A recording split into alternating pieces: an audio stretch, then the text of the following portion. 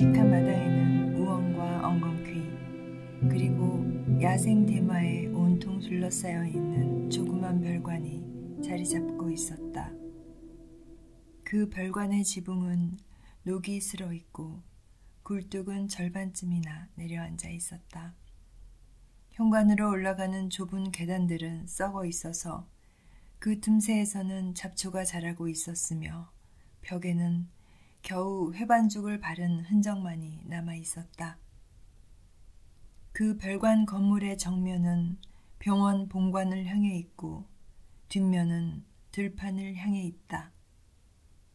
그리고 그 들판과 별관 사이에는 병원 건물을 둘러싸듯이 못을 박아놓은 병원의 회색 담장이 가로막혀 있다.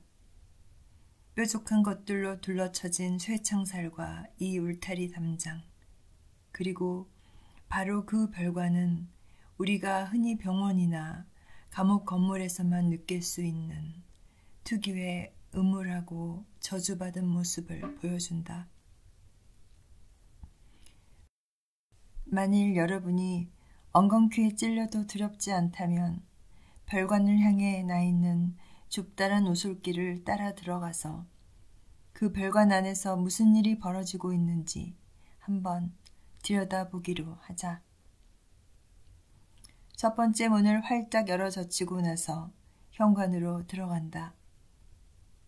이곳의 벽 옆면과 벽난로 부근에는 병원의 폐기품이 산더미처럼 쌓여 있다.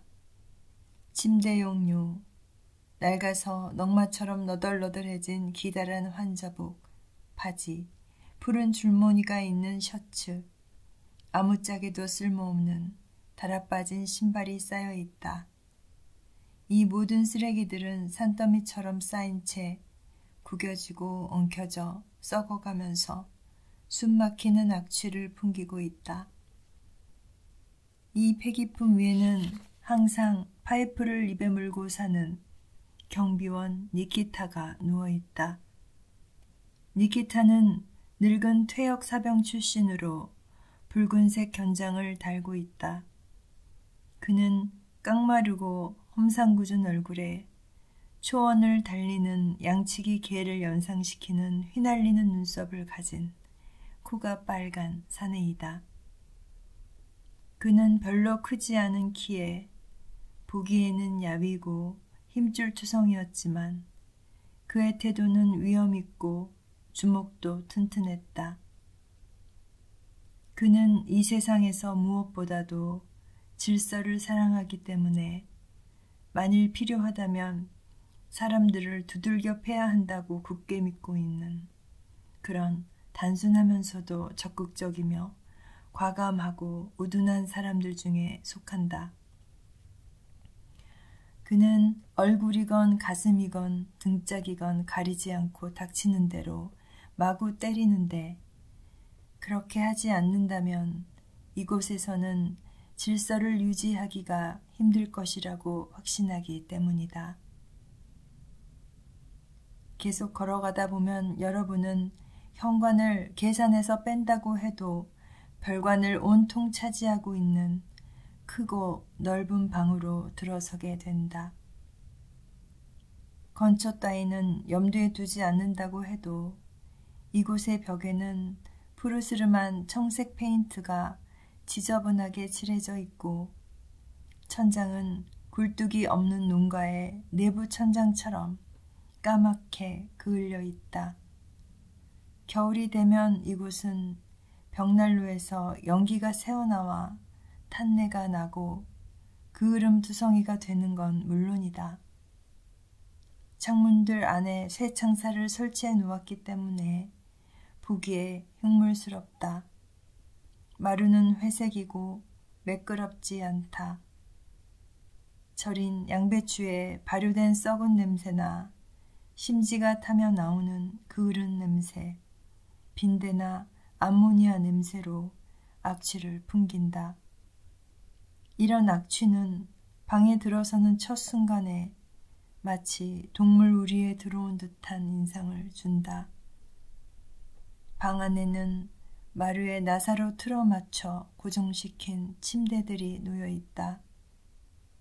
침대 위에는 푸른색 환자복을 입고 구닥다리 실내 모자를 쓴 사람들이 앉아 있거나 누워 있다. 이들은 정신병자들이다. 여기에 있는 환자는 모두 5명이다. 집안이 좋은 환자는 딱 한 사람이고 나머지 사람들은 모두 소시민들이다. 출입문에 맨 앞에 앉아있는 키가 크고 야윈 몸에 윤기가 흐르는 불구스레한 콧수염을 기른 환자가 두 눈에 눈물을 글썽거리면서 턱을 갠 채 한 곳을 뚫어지게 응시하고 있다. 그는 밤낮으로 고개를 가볍게 내저으면서 한숨을 내쉬고 쓰디쓴 미소를 지으며 슬퍼한다. 사람들과 이야기를 나눌 때 그는 거의 대화에 끼어들지 않으며 질문을 받아도 거의 대꾸하지 않는다. 먹을 것을 주면 그는 기계적으로 먹고 마신다. 가슴을 후벼 파는 듯 고통스럽게 기침을 해대는 데다 볼의 홍조와 바짝 마른 얼굴로 보아 그는 결핵을 앓기 시작했음을 알 수 있다.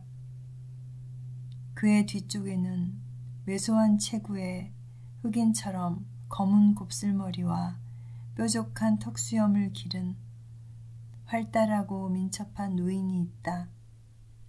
낮에 그는 큰 병실 안의 창문에서 창문까지 이리저리 거닐거나 터키식 양반 다리를 한 채 발을 꽉 누르고 자기 침대 위에 앉아 있다.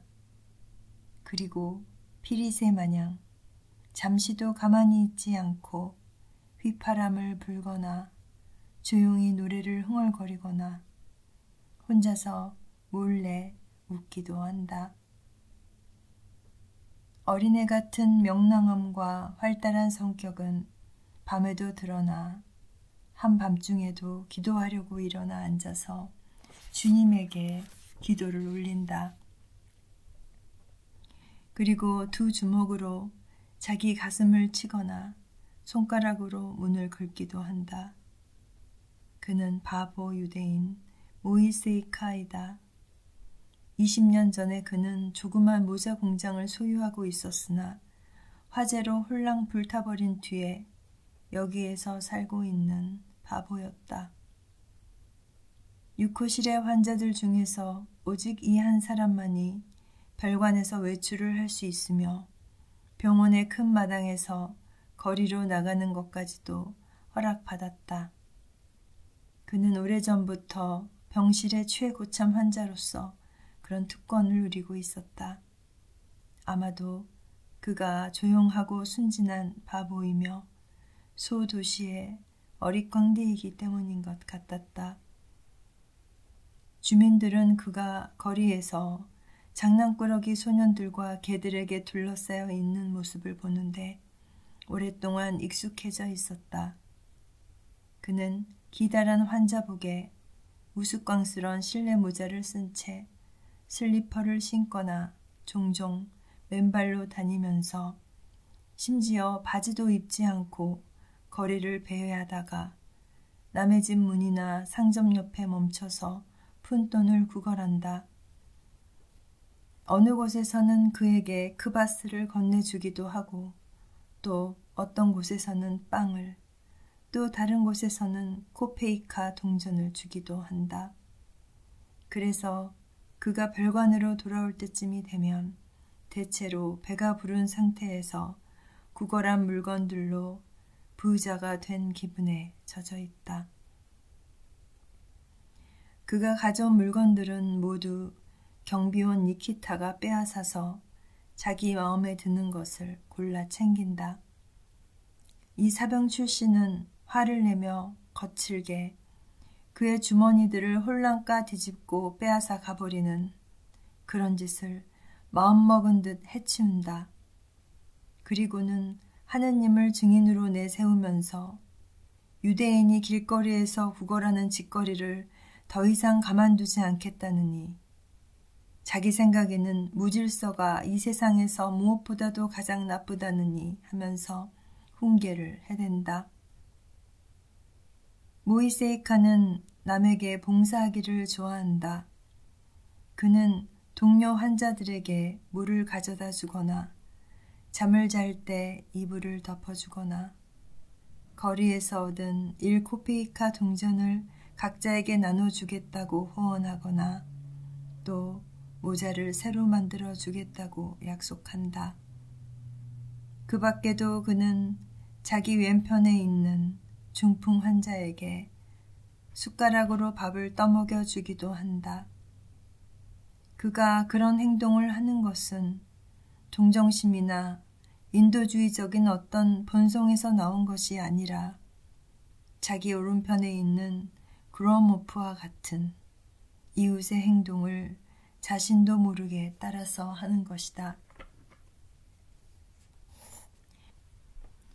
이반 드리트리치 그로모프는 예전에 집달리와 현청 서기로 일한 경력이 있는 33살쯤 된 집안 좋은 귀족 출신의 사내로 피해망상증에 시달리고 있다. 그는 늘 몸을 웅크린 채로 침대 위에 누워 있거나 병실 안을 이 구석 저 구석으로 마치 산책하듯이 서성거리며 앉아 있는 적이 거의 없다.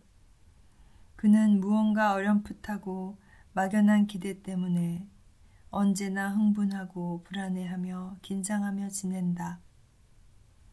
현관에서 나는 작은 소리나 마당에서 들리는 고함 소리에도 그는 화들짝 놀라서 고개를 들고 자기를 부르러 온 것이 아닐까, 자기를 찾고 있는 건 아닐까 하고 귀를 기울인다. 그럴 때 그의 얼굴은 극심한 불안과 혐오를 드러낸다. 투쟁과 끊임없는 공포 때문에 지쳐있는 영혼을 거울처럼 비춰주는 항상 창백하고 불행한 그의 얼굴. 널쩍하고 광대뼈가 튀어나온 얼굴이 나는 마음에 든다. 비록 찌푸린 얼굴은 낯설고 병색이 완연해 보이지만 깊은 고통을 겪으면서 생긴 그의 거짓없는 얼굴의 미세한 주름들은 지적이면서도 이성적인 인상을 준다. 그리고 두 눈에는 따뜻하고 건강한 눈빛이 어른거린다. 그는 겸손하고 남을 잘 도와주며 니키타를 제외한 그 누구에게나 세심한 주의를 기울이는 행동이 난 마음에 든다. 누군가가 단추나 숟가락을 떨어뜨리면 그는 침대에서 재빨리 뛰어내려서 주워준다. 아침마다 그는 자기 동료들과 아침 인사를 나누며 잠자리에 들 때면 그들에게 밤 인사를 건넨다. 계속되는 긴장 상태와 찌푸린 얼굴 외에도 그의 광기는 다음과 같은 행동을 보여준다. 즉, 이따금씩 저녁이 되면 그는 자신의 실내 환자복에 옷깃을 여민 채 온몸을 덜덜 떨고 이를 딱딱거리면서 이 구석에서 저 구석으로 그리고 침대 사이를 빠르게 걸으며 돌아다니기 시작한다. 그는 마치 심한 열병에 걸린 것처럼 보인다.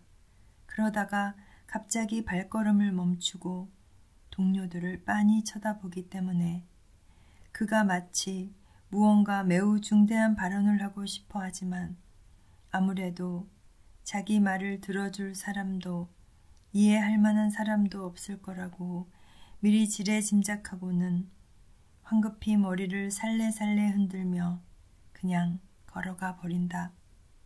하지만 금세 말하고 싶은 욕망이 솟구쳐 올라와 잡념들을 모두 압도해 버리므로 그는 자기 마음대로 격렬하고도 열정적으로 연설을 시작한다. 그의 연설은 헛소리처럼 횡설수설하고 열광적이며 돌발적이기 때문에 언제나 이해할 수 있는 건 아니지만 그 대신에 연설하는 말에서나 목소리에서는 뭔가 특별한 선량함이 느껴진다.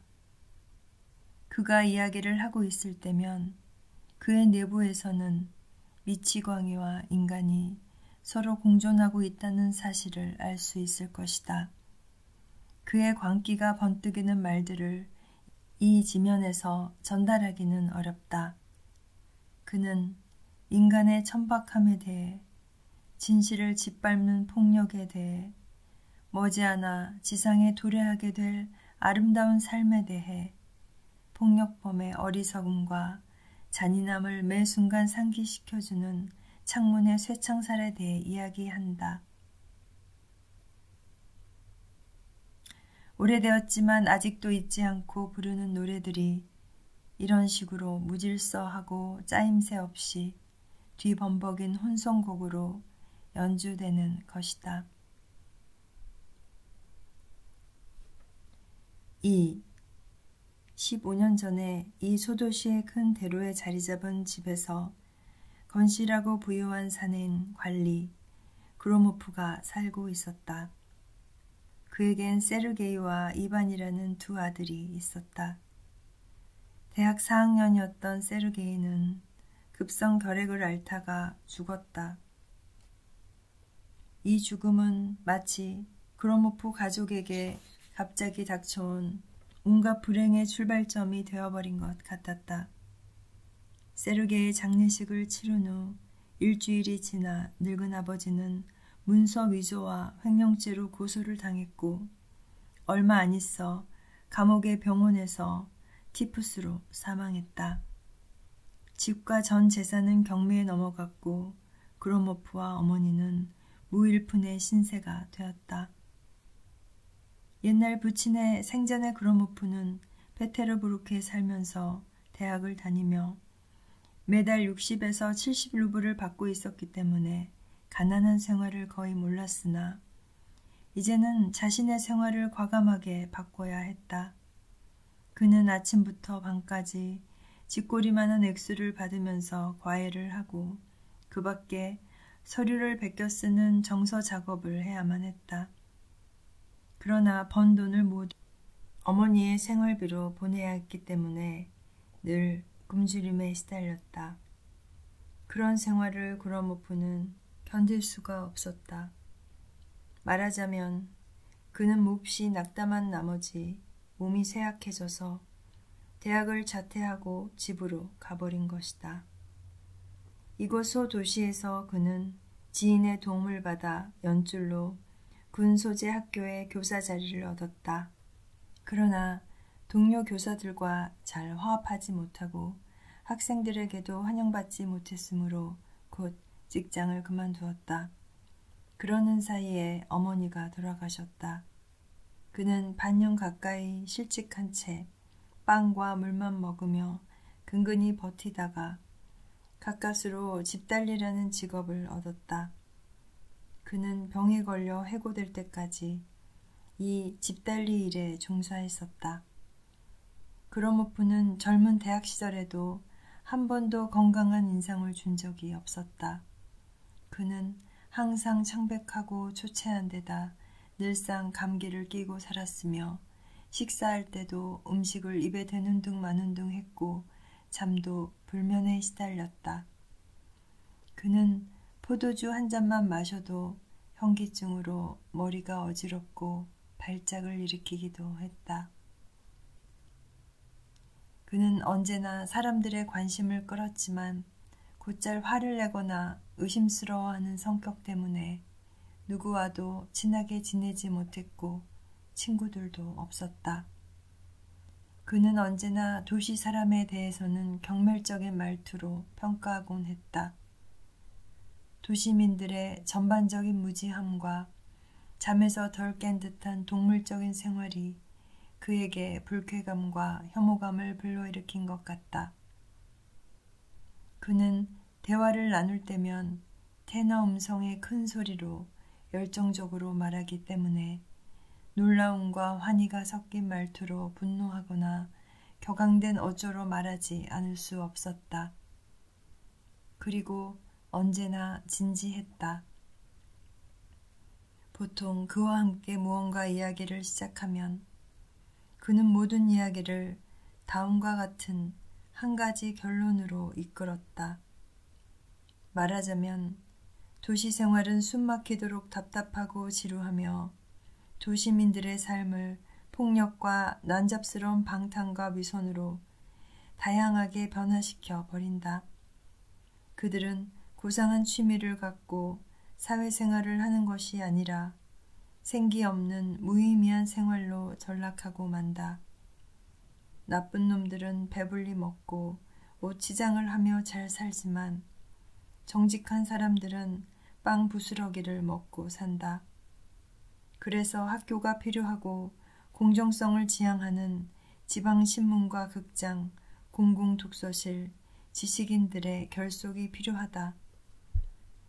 사회 구성원들이 스스로 깨닫고 전율을 느끼는 그런 사회가 필요하다는 것 등이다.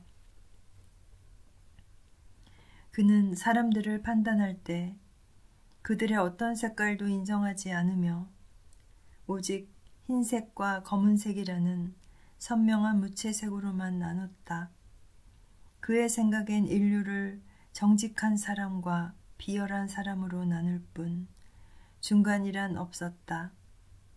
그는 여성들과 사랑에 대해서 언제나 흥분해서 열렬하게 이야기했지만 자신이 사랑해 본 적은 한 번도 없었다. 도시에서는 그의 신랄한 견해와 신경질적인 성격에도 불구하고 사람들은 그를 좋아했고 등 뒤에서는 정답게 바냐라고 불렀다. 그의 타고난 세심한 마음과 친절함, 예의 바름, 도덕적인 순수성, 그의 낡아빠진 프로코트와 병자처럼 보이는 모습, 가정의 불행 등은 그에 대해 선량하고 따뜻하고 슬픈 감정을 불러일으켰다. 더욱이 그는 훌륭한 교육을 받았고 박식하며 사람들의 견해에 의하면 모든 것에 통달한, 말하자면 소도시에서 일종의 걸어다니는 백과사전이라고 했다. 그는 독서를 많이 했다. 온종일 클럽에 앉아서 신경질적으로 턱수염을 끊임없이 잡아당기며 잡지와 책들을 한 장씩 넘기곤 했다. 그의 얼굴 표정을 보면 그는 책을 읽고 있는 것이 아니라 마치 음식을 개걸스럽게 먹어치우듯이 닥치는 대로 삼키고 있는 것처럼 보인다. 책 읽기는 그의 병적인 습관 중 하나라고 생각해야 한다. 왜냐하면 그는 자기 손에 잡히는 대로 모든 읽을 거리를, 심지어 작년 신문들과 달력까지도 똑같이 욕심을 내며 달려들기 때문이다. 집에서는 언제나 엎드린 채로 그는 독서를 했다. 3. 어느 가을날 아침에 그로모프는 외투 깃을 세우고 진창길을 철벅거리면서 골목길과 뒷마당을 지나 집행 명령서를 보이고 돈을 받으려고 어느 상인의 집을 찾아가고 있었다. 아침이면 늘상 그렇듯이 그의 기분은 우울했다. 그는 어느 골목길에서 무장한 4명의 호송관들이 족쇄를 채워 끌고 가는 2명의 죄수를 만났다. 그로모프는 전에도 꽤 자주 죄수들과 마주치곤 했는데 그때마다 그들은 언제나 그에게 동정심과 동시에 불쾌한 감정을 불러일으키곤 했지만 그날 이러한 만남은 그에게 어떤 특별하고 이상한 인상을 주었다. 갑자기 그는 왜 그런지 자신도 역시 똑같이 족쇄를 차고 지친 모습으로 진창길을 걸어서 감옥으로 끌려갈 수도 있겠다는 생각이 들었던 것이다. 상인의 집에 들렀다가 자기 집으로 돌아오는 도중에 그는 우체국 근처에서 평소 잘 알고 지내는 경찰관을 만났다. 그는 안부 인사를 건네고 거리를 함께 몇 걸음 걸었는데 그것이 그에겐 무엇 때문인지 마음에 걸렸다. 집에 돌아와서 종일 그의 머릿속에서는 죄수들과 무장한 병사들의 모습이 떠나지 않았고 이유를 알 수 없는 정신적 불안감이 몰려와 그는 책을 읽을 수도 일에 집중할 수도 없었다. 저녁이 되어도 그는 집안에 등불을 켜지 않았고 밤새도록 잠들지도 못한 채 자신도 체포되어 족쇄에 채워져서 감옥에 처박힐지 모른다는 생각에 온통 사로잡혀 있었다.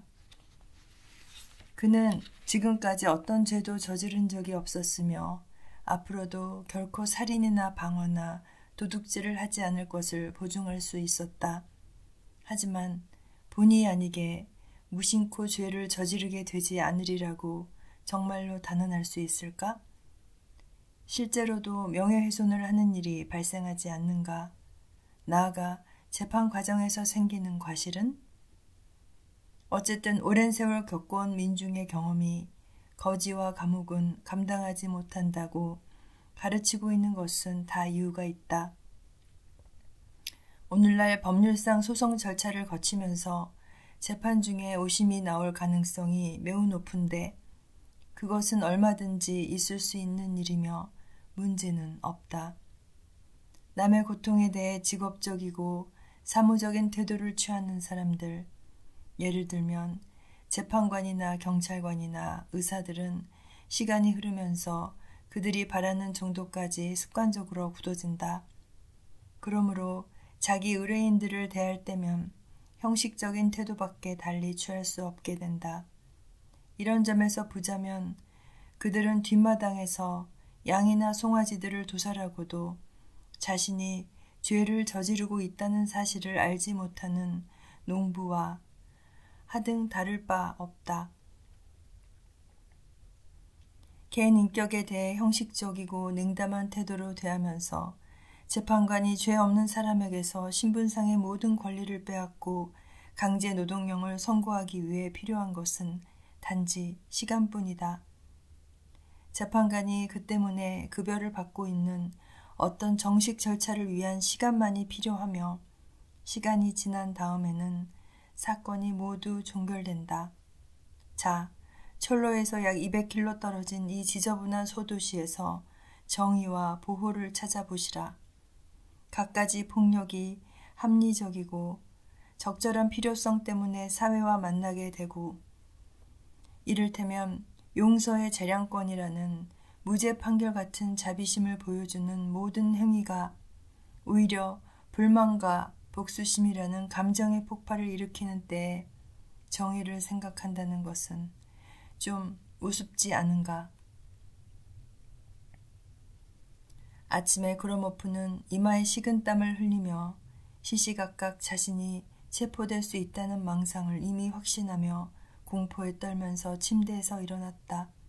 만일 어제의 우울한 상념이 그렇게 오랫동안 머리에서 떠나지 않고 있다면 하고 그는 생각했다. 그 상념 속에 어떤 진실이 틀림없이 존재하고 있을지도 모른다는 것이다. 상념들이 사실 아무런 이유 없이 머릿속에 떠오를 수는 없기 때문이다. 경찰관이 천천히 창문 옆을 지나갔다. 이것은 까닭이 있을 것이다. 저기 집 근처에서 두 사람이 말없이 서 있다. 왜 그들은 말없이 서 있을까? 그리고 그로모프에게는 고통스러운 밤과 낮이 찾아오기 시작했다. 창문 옆을 지나다니는 모든 통행인들과 마당으로 들어오는 사람들은 염탐꾼이나 형사처럼 생각되었다. 정오에는 통상적으로 경찰서장이 쌍두마차를 타고 거리를 지나간다. 그것은 근교에 있는 영지에서 서장이 경찰서로 가는 길이었지만 그로모프에게는 그가 매번 너무나 바쁘게 다니고 있으며 또한 어떤 독특한 표정을 짓고서 마차를 몰고 가는 것으로 보아 이 소도시에 매우 중요한 범죄자가 나타났다는 사실을 서둘러 알리려고 가는 듯한 생각이 들었다. 그로모프는 온갖 초인종 소리와 문을 두드리는 소리에 놀라 몸을 떨었고 여주인 집에서 낯선 사람을 만날 때면 괴로워했다. 경찰관이나 헌병을 만나게 되면 마치 아무렇지도 않다는 듯이 미소를 지으며 휘파람을 불었다. 하지만 그는 내심으로 체포될 것을 기다리면서도 밤새도록 한숨도 자지 못했다. 그러나 그가 잠들어 있다고 여주인이 여기도록 그는 요란스럽게 코를 골며 깊이 숨쉬었다. 만일 잠을 자지 않고 있다면 그가 양심의 가책 때문에 괴로워서 잠을 이루지 못한다고 생각하지 않겠는가? 제기랄, 그걸 증거로 삼기라도 하면 어떻게 해? 사실들과 건전한 논리는 이런 공포라는 것이 모두 어리석은 생각과 정신병에서 나오는 것이라고 자신을 설득했다. 그리고 체포되어 감옥에 갇힌다는 문제도 만약 당신이 그것을 보다 폭넓게 바라본다면 사실상 두려울 게 아무것도 없으므로 양심의 가책을 받기보다는 마음이 편해질 거라고도 설득했다. 그렇지만 그가 더 이성적이고 논리적으로 따지고 들면 들수록 심리적 불안은 더욱 심해지고 고통스러워졌다. 그것은 마치 어떤 은둔자가 천여림 속에서 작은 터를 마련하기 위해 나무를 베어내려는 것과 비슷하다. 그가 열심히 도끼질을 하면 할수록 숲은 더욱더 울창해지고 더 번성하게 될 것이다. 결국 그로모프는 그런 행위가 모두 아무런 소용도 없다는 걸 깨닫고는 이성적으로 따지고 듣는 것을 그만두고 완전히 절망과 공포에 사로잡혀 버렸다. 그는 사람들을 멀리하고 피하게 되었다. 직장에서 근무하는 일은 예전에도 그의 마음에 썩 들지 않았지만 이제는 견딜 수 없을 정도까지 이르렀다. 그가 두려워하는 것은 어떻게든지 자신을 파멸시키려고 그의 호주머니에 슬쩍 뇌물을 집어넣고는 그를 범죄자로 몰아 체포해버리는 일이다. 아니면 자신이 정부 문서에 잘못 기입하는 실수를 저질러서 결과적으로 공문서 위조가 되거나 또는 남의 돈을 잃어버리게 될지도 모른다고 두려워했다. 이상한 것은 그의 사고력이 지금처럼 그렇게 탄력적이고 창의성이 풍부했던 적은 한 번도 없다는 점이다. 그는 매일 수천 가지의 다양한 원인을 생각해내고서 자신의 자유와 명예를 심각하게 걱정했었다. 그 대신에 외부의 세계에 대한, 특히 책에 대한 흥미가 현저하게 줄어들고 기억력이 심하게 쇠퇴하기 시작했다. 봄이 되어 눈이 녹기 시작했을 때 묘지 근처에 있는 골짜기에서 반쯤 부패한 시체 두 구가 발견되었다. 주검은 노파와 소년의 것으로 타살의 흔적을 남기고 있었다. 소도시는 온통 이 시체와 정체불명의 살인자에 관한 이야기로 야단법석이었다. 그로모프는 자신이 살해했다는 오해를 받지 않으려고 거리를 다니면서 미소를 지어 보였으나 지인들과 만나면 얼굴이 창백해지고 붉어졌다. 그러면서 지인들에게는 연약하고 무방비 상태인 사람을 죽이는 것보다 더 비열한 범죄는 없다고 마구 주장하는 것이었다. 그러나 이런 거짓 행위는 그를 곧 피곤하게 만들었으므로 그는 한동안 궁리 끝에 자신의 처지에서 가장 좋은 방법은 여주인 집의 술 저장고에 숨어 있는 것이라고 결정했다. 술 저장고에서 그는 낮과 밤, 그리고 다음 날 온종일 추위에 시달리며 앉아 있다가 도둑놈처럼 어둠을 타고 자기 방으로 남몰래 들어갔다. 새벽까지 그는 꼼짝도 하지 않고 귀를 기울여 들으면서 방 한가운데 서 있었다. 해가 뜨기 전 이른 아침에 난로 수리공들이 여주인을 찾아왔다. 그로모프는 그들이 부엌에 난로를 교체하러 왔다는 걸 잘 알고 있었지만 공포심이 그들은 난로 수리공으로 위장을 한 경찰들이야 라고 그에게 속삭였다. 그는 조용히 방을 빠져나와 공포에 사로잡혀서 모자와 프로코트도 걸치지 않은 채 밖으로 달려나갔다. 개가 컹컹 짖으면서 뒤쫓아왔다. 어디선지 뒤에서 한 농부가 고함을 질렀고 그의 귓전에서는 바람이 휘파람 소리를 내고 있었다. 그로모프는 온 세상의 폭력이 한 덩어리로 뭉쳐 등 뒤에서 자기를 쫓아오고 있는 듯한 생각이 들었다. 사람들이 그를 붙잡아 집으로 데려왔고 의사를 불러오라고 여주인을 보냈다. 나중에 언급하게 될 의사 안드레이 예피무이치 라기는 그의 머리에 콜드로션을 발라주고 월계수 물약을 처방해주며 슬픈 표정으로 고개를 내저었다. 그러면서 사람이 미쳐가는 것은 어쩔 도리가 없기 때문에 자기는 더 이상 왕진을 오지 않겠다고 여주인에게 말하고 가버렸다.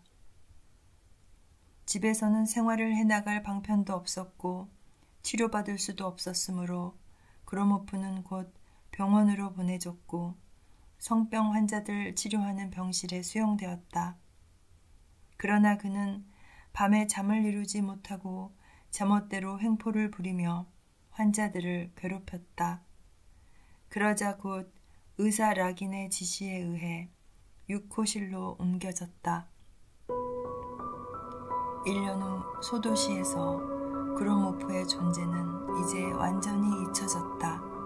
그리고 주인 여자가 처마 아래에 있는 썰매 안에 내던져놓은 그의 책들은 개구장이 소년들이 조금씩 다 가져가 버렸다.